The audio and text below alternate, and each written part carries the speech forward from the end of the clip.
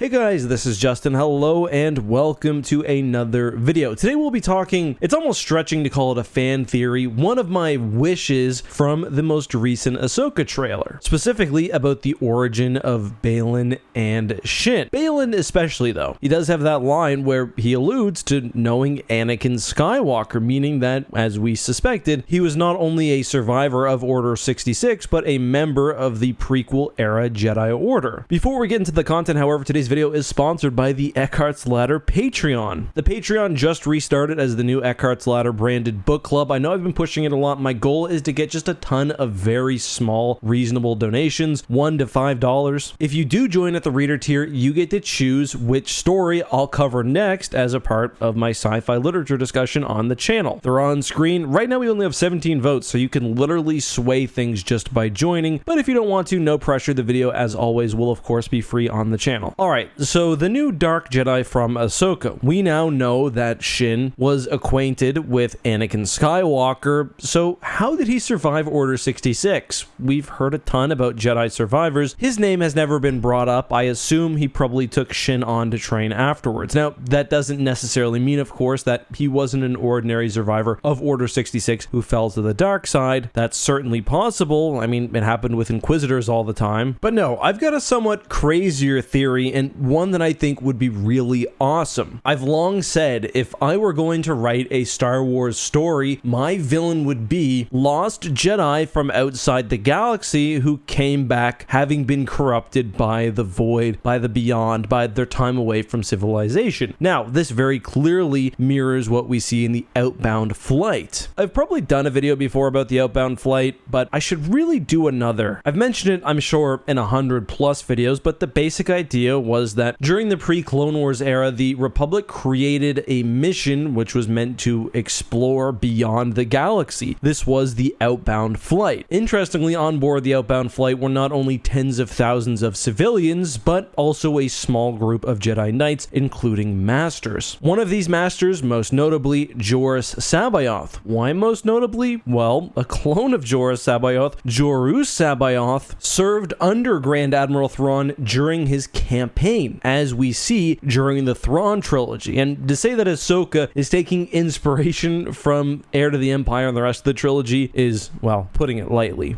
Of Thrawn's return as heir to the Empire. Another interesting thing about Jorus is that the regular non-clone version of him actually started falling to the dark side before his death. You see this when you read the Outbound flight. He starts taking control of the ship, stealing children from their parents. He was, to put it simply, a Jedi supremacist. My sort of story idea that I had about survivors of the Outbound flight or some other expedition coming back to the galaxy was sort of based on the idea of what would happen if a group of Jedi under Jorus C'baoth were given, 50 years to cook in the middle of space without any observation. Would they turn into Sith? No. And I don't think Baylan and Shin are Sith either. Would they become dark side Force users? Probably Dark Jedi? Yeah, I think so. Another interesting aspect of C'baoth is his relationship with Anakin Skywalker in Legends. Anakin admired C'baoth because the Jedi Master sought power. Now, Anakin was younger when C'baoth died, but Episode 3 Skywalker would have loved the guy. He believed the Jedi should be in control, that power was his to seize. Well, Obi-Wan saw this as a pretty obvious path to the dark side, and given that C'baoth would not only begin to fall to the dark side, but actually fully fall right before his death, he's a very interesting character to have tied to Anakin, and I'd like to see a version of that in Star Wars canon. Now, you'll probably mention, if you're not familiar with the story, that I've talked about C'baoth's clone and just now him dying. Well, the Outbound Flight project ends up being destroyed by, guess who? Grand Admiral Thrawn. Now, this is a Thrawn of the Chiss Ascendancy. He wouldn't join the Empire until later, but I'm also not suggesting that this is a one-to-one C'baoth in canon, or that the Outbound Flight explicitly is going to be brought into the Ahsoka show. That being said, even in Legends, there were survivors of the Outbound Flight. C'baoth was not one of them, although he was cloned later, and that clone would go insane. But I mean, in canon, Timothy Zahn wrote his Ascendancy trilogy mythology to be pretty much compatible with his Legends telling of the character, including the description of a ship much like the Outbound Flight, basically a generational ship from the Republic. Whether they pick up on that specific plotline or not, I'm not sure, but I just think having Baylan be a member of the Outbound Flight makes so much sense. It explains how he was away from Order 66, it explains his fall to the dark side if he's anything like the character of Jorus C'baoth, or even if he was just stranded for a time. It explains why he's familiar with Grand Admiral Thrawn and gives him extra connections to the unknown region. And I also think it helps explain why he's a dark side force user, but not a Sith. He's not an Inquisitor. Shin seems to still have her Jedi braid. Now, obviously, some things will have to change. The Outbound Flight would have had to launch later in the timeline. That's not really an issue, I don't think. Maybe they'll change if Palpatine directly orders its destruction or not. I don't know. Just some of my ramblings and thoughts. Let me know what you think, of course, down below.